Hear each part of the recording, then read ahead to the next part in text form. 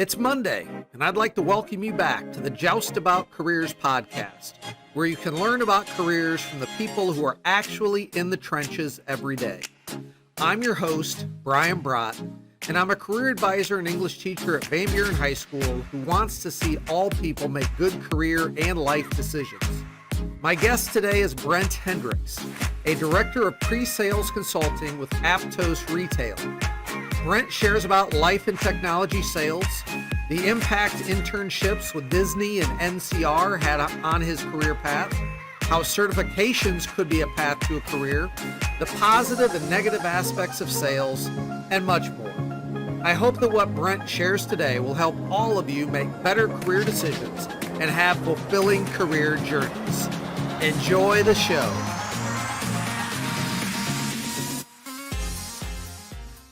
Welcome back to another episode of the Joust About Careers podcast, where we talk to people about their careers so that hopefully students and others can learn from those experiences and maybe make better decisions of their own going forward. So today we have 2000 Van Buren graduate Brent Hendricks with us, and he is going to be talking about his career in sales, and he's done a lot of different things, so he has a lot of really great experiences.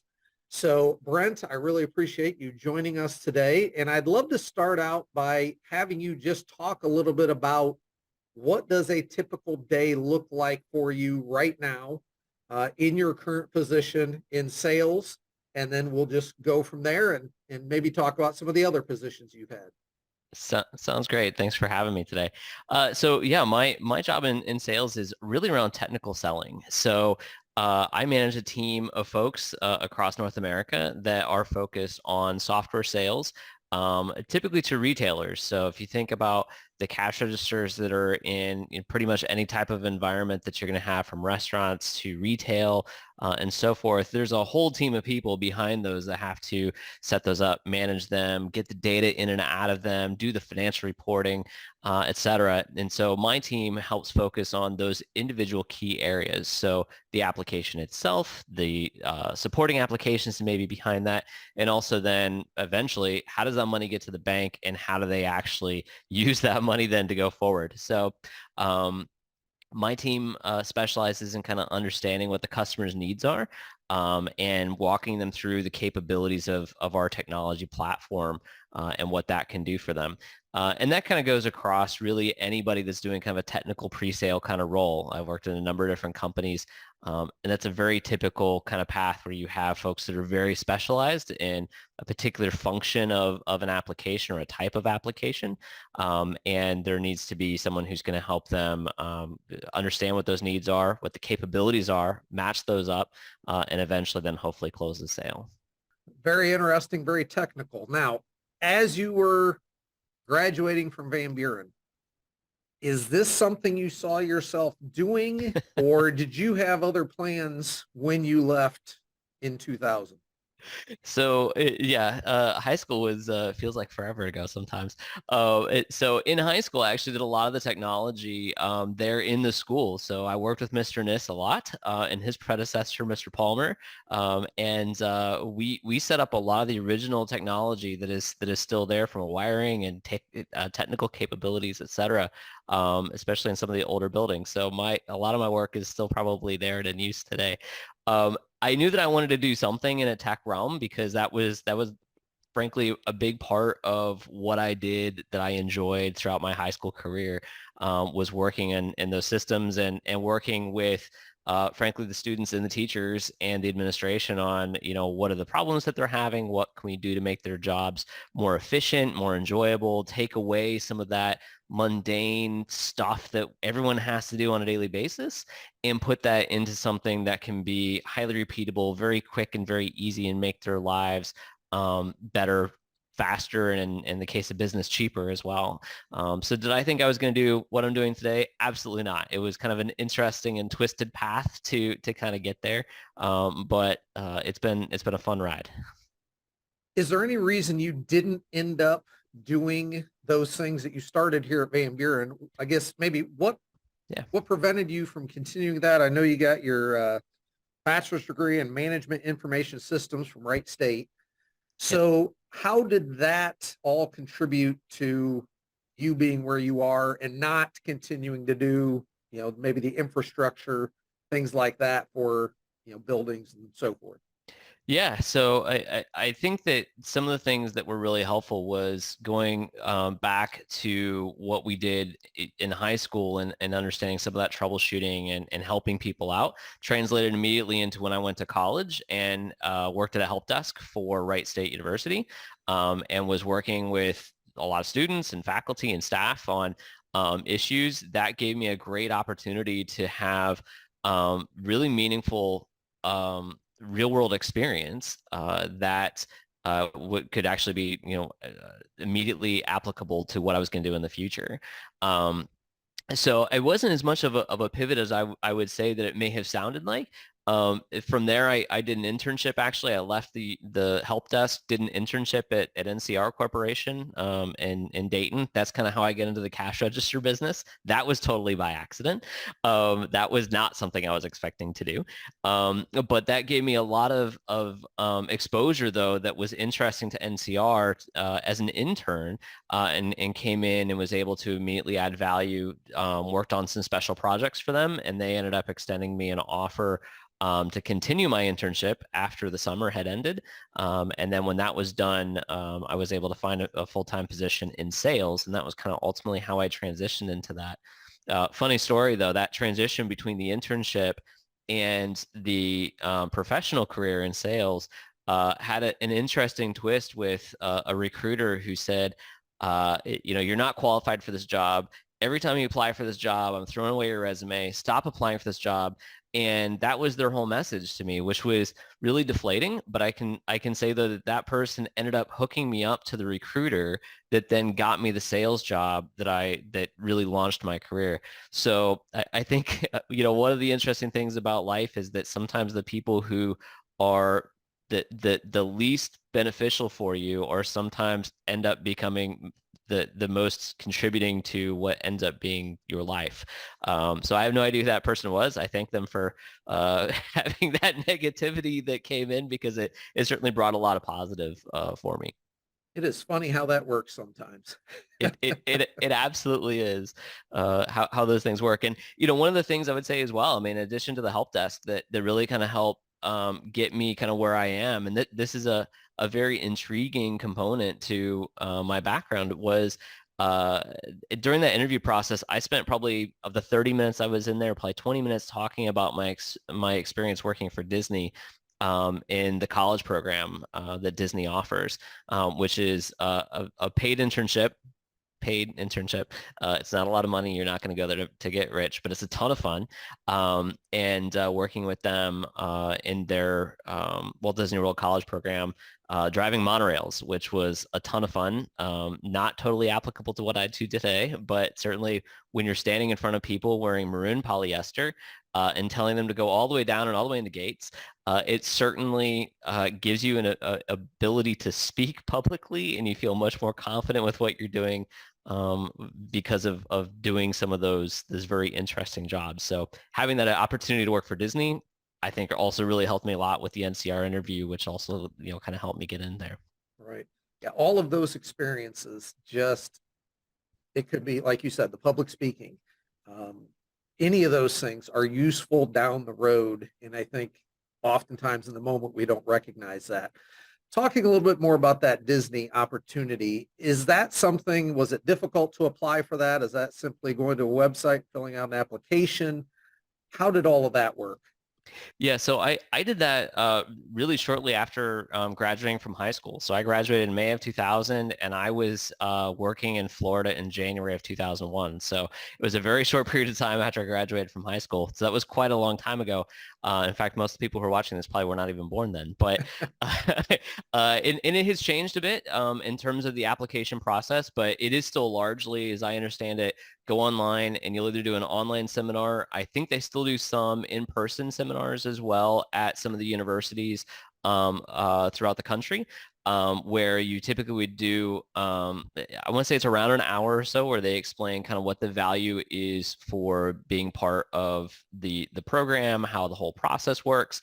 And yeah, you fill out an application, you do a couple of interviews, and then they'll send you an offer letter.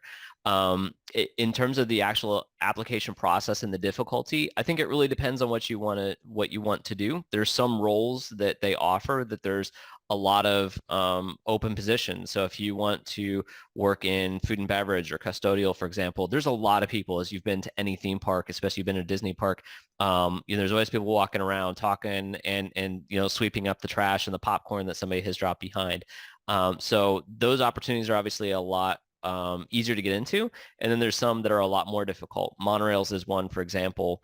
Of the 5,000 or so people that did college program when I did it, there were only 15 of us that were in monorails and watercraft, so combined. So in terms of it being selective, it can be selective at times in terms of what you want to do. So I would say if you are interested in doing that, certainly go Google the Disney college program, watch the seminars, and understand about it. And even if you're young in your college career, it's still something that you can always sit in on the process. I always encourage people to interview and get the opportunity to make those mistakes along the way. If you end up not getting the job, it's not a big deal. But you'll come out of that process understanding a lot more about how to interview in a professional realm, or a more professional realm than maybe what you did if you were working at Cheddar's like I did when I was in high school. And you'll get some experience out of that as well. That opportunity to talk to people, like you said, in the interviews and just working, that's always useful. Looking at the places you've worked, you've been at NCR a couple different times, Panasonic, Omnico Group, TE2, Appetize, Wheel, Aptos Retail. Yeah. So you think about all those different places. Is that something that's typical in sales, that people are moving around as opportunities present themselves? What has been some of your thinking behind that, and Yeah. how has that impacted your career journey? Wow, I'm really feeling like I'm in a job interview now. Um, it can be, you see it both ways, really. You see some folks that have spent their entire careers, sometimes in sales, at a particular company and have not really changed at all, or maybe they changed earlier in their career, or sometimes later in their career where they've said, I've reached the end of what I'm going to be able to do here, and it's time to move on and do something for the last 5 or 10 years of my career. To move from place to place is also kind of an interesting thing to do. I mean, I think you obviously need to have enough staying power at some place that you can pick up and learn from that. But I think your ability to kind of move and transition from company to company is also important, and to know when that time is. In a lot of those companies, I've had some really unique experiences. Working for NCR, lots of big companies. Working for Omnico and TE2, I worked with theme parks all day long, and Appetize as well. So working with theme parks is a whole different industry than when you're working in fashion like I am today, which is our typical customer base. So their needs, their expectations, they're 80% the same across the different verticals that you work in. And then there's that 20% that changes, that makes the job really interesting. But at the core, their needs are very much the same. And the different companies can offer either different products to meet those needs, or they can attack those industries in different ways that can also be interesting as well. So I think you'll see that in sales, it's probably one of those that tends to fluctuate a lot, especially with the economy. You'll see things that will move. COVID, for example, is one of those roles with Wheel, that is a healthcare company.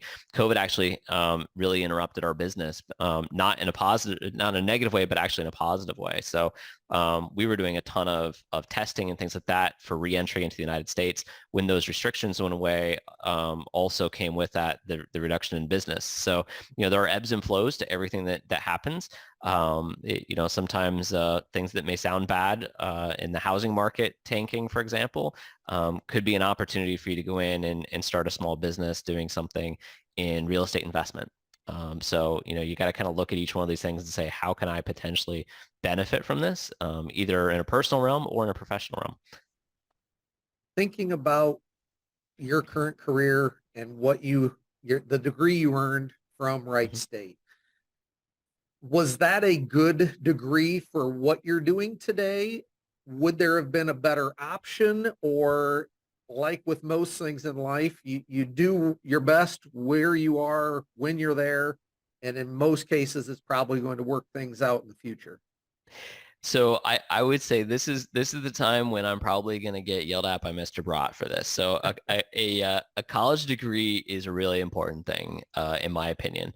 If that's the direction that you want to go in life and where you want to go with it, and if not, that's fine too. There are a lot of good opportunities to do something without a degree. But if you're going to go for a degree and go down that path, the type of degree is oftentimes a little less important once that you're out of college. It is important for, I think, that first job or two, because excuse me, if you have, a liberal arts, foreign languages of the medieval era, you're going to have a really hard time finding a job unless you want to go into teaching, for example, of really that subject. So having something that's portable, I think, is really important. College is much more about teaching you how to think and how to reason things than it is about sometimes the specific things that you learn.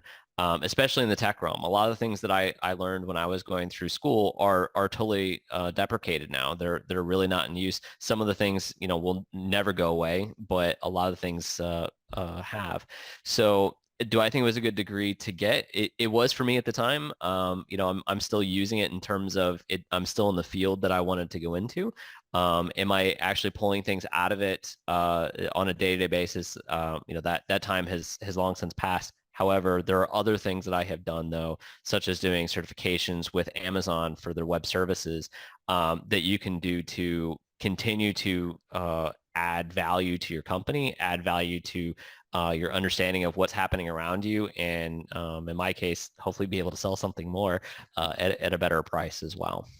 In the world we're in today, would it be enough for a student who wanted to do some of the things you're doing to go the certification route and gain those skills outside of a college degree? Or do you feel like a college degree would still be something that would be needed to get that foot in the door? I would say if there's somebody who is as nerdy and techie as I was when I was in high school, one, good for you. You will actually go far in life. Even if people are making fun of you now, it doesn't matter, and it really won't. In those cases, somebody who has that self-starter mentality of being able to go in and say, "Can I do a certification?" They're not very expensive, and we're talking like $100 or $150. Like, work a few extra shifts over a weekend. You're going to get the money and go off and do the test. You can do a lot of that training online. You can learn a lot of stuff from YouTube. For 15 or 20 bucks, you can pick up some classes online. It's really efficient. For those folks, I say you can definitely get some certifications and you can get some understanding of that, so that you would definitely have a leg up if you were not going to go down the college route. I think there are definitely some opportunities there. I think that if you get into corporate America, it's going to be more challenging to not have a degree. But if you have some of those specialty training certificates from Cisco or Amazon, or some of the other big players, Microsoft, that you can walk in with, you're certainly going to be able to say, I have the technical knowledge that I need here. Whether or not I have the college degree may or may not be a deal breaker, depending on what you can find there. The first couple, I think, are going to be challenging. Thereafter, you may have more success because you're going to have more of a resume built up already to say, I've done this, I've worked in this business, and I know what I'm talking about. So certifications, experience, with those, it's possible for a person to get started down that path. Good. Yeah, absolutely. And you can do that, in high school, you can do that in college. Like, those are things that are going to make you really interesting for an internship that's going to turn into a full-time position, and be able to make real money. And those are going to be much more interesting to employers. And frankly, it's going to be, you're going to add a lot more value that's going to find a lot more excitement in your life, I think, as well. Right. What's the most enjoyable part of your current position? Every other Friday when the paycheck comes. But most enjoyable position. So I really, aside from the paycheck, I really enjoy working with customers and understanding what their needs are. The really interesting thing about the business that I am in, and there's a lot of other technical businesses as well, they're like this, that their business is very cyclical. So about every 15 to 20 years, they go out and they replace their point of sale and back end systems, and then they ride it for another 20 years. So I am now at the point in my career where I'm beginning to actually replace some of the technology that I started to put in, which is both sad because I helped design some of the technology that is now being displaced, but also very interesting to be able to see the full life cycle of that happen. And hopefully I'll have one more of those before I end my career. Um, so in that regard, it's fun to be able to go in and like we were talking about earlier, understand where your challenge is, what can't you do today, what do you want to be able to do in the future. When COVID happened and hit retail, that really hit them hard because all the stores were shut down. So if you want to go out and buy a new shirt or pair of pants, that was really challenging. So what did people do? They went online and they bought the stuff from Amazon, or they bought it from a store and then picked it up in store. Just the very feature of being able to purchase that on Gap.com and then go to a Gap and pick up that shirt, that pair of pants, that whatever that you did, or whatever retailer it is, that has a lot of infrastructure behind that and business operations that have to go into that.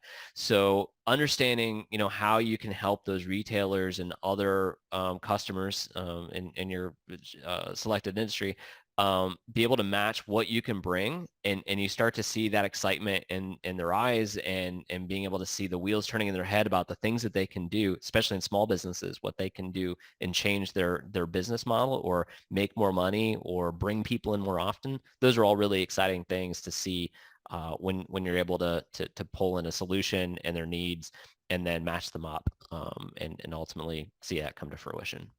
I'm sure we would all be amazed at how much behind the scenes happens for us to be able to, like you said, walk into a store or go online and buy something. To us, it's like, oh, this is a 2-second process. But in reality, a lot of time and effort have gone into that. So Yeah. thankful for people like you that have the knowledge to make that such a seamless uh, situation for all of us consumers. What's the most difficult part about your career? The most difficult part, and probably the part that I hate the most, if I want to use the word hate, that might be a little too strong, it is probably dealing with difficult customers and competition. And when I say difficult customers that in competition, there's always going to be situations where you're brought in as a company solely to help drive the price down of the company they really want to go with. I've had that a number of times in my career. I won't name the brands, but I don't shop at those brands anymore as a result of that. And, you end up spending a lot of time, a lot of effort, a lot of frustration goes into what that is. And, oftentimes you'll get a request for proposal or a request for information that you may hear talked about as an RFP or an RFI. That will come in, and it's written in such a way that they're saying, I need the solution to be able to do this, this, and this. And it's very clear that they're not going to pick you, that they want your competition. The sentences, the choice of words are very evidently not going to be something you're going to walk away with a win on this. But you still have to go into it and say, what if the CIO changes? What if the business finds one feature of our solution that nobody else has, that they're saying we've got to have this? And suddenly those tides can turn, and they have in the past, in a couple of specific examples that I can think of off the top of my head. They are few and far between, but those are probably the ones that are the most frustrating because you feel like I'm just beating my head against the wall. I know I'm going to lose this deal. And it's taking my time away from something where I could actually go off and win and make some money off of it. So at the end of the day, I am compensated based on, how well the business does. So it's important to me to win as many deals as possible, but win quality deals that the company is going to actually be able to execute and not make a bunch of promises that we're not going to be able to follow through, because that just makes for an angry customer, and they'll walk away before they actually end up paying you. You talked a little bit ago about, talking to people who are currently in high school and how they might be treated now, in the future, people will look at them differently. Now that you have all of this experience in life and career, et cetera, is there anything that you know now about those things that you wish you had known when you were in high school? I think that having more confidence in myself and in who I am is a really important thing. There are high school is a very small microcosm of people and belief systems, and it's a very different world than what you get into outside of that. Yes, you'll have friends that you may still talk to. I still talk to a few of my friends from high school, especially the ones that live near me, which is kind of odd for Florida. But that's great to be able to continue to have that. At the end of the day, though, those folks that maybe you weren't good friends with to begin with, it's okay if you never talk to them again. And there's some people that I left behind on the graduation floor and have not talked to since. I certainly am interested to kind of see what they're doing in life, but put aside the bullies and the mean people and the negativity, because it will get better, and be okay with that happening. Very good. Well, Brent, I really appreciate you shedding some light on, again, a career field that we really haven't heard about yet. And it sounds like you're doing very well. And again, next time we go buy something, we'll think back to this and realize, hey, I'm glad that someone like you is out there to make all of this much easier for us as consumers. So thank you very much, and good luck as you continue down your career path. And we'll talk to you soon. Great. Thank you. Appreciate you having me. Thank you for watching and listening to this episode of the Joust About Careers podcast. I hope you learned valuable information from this career story. And to be sure you don't miss upcoming episodes, please click subscribe on YouTube or your favorite podcast platform so you'll know when the next episode is released. Thank you for watching. And as always, this is the place to go to learn just about careers.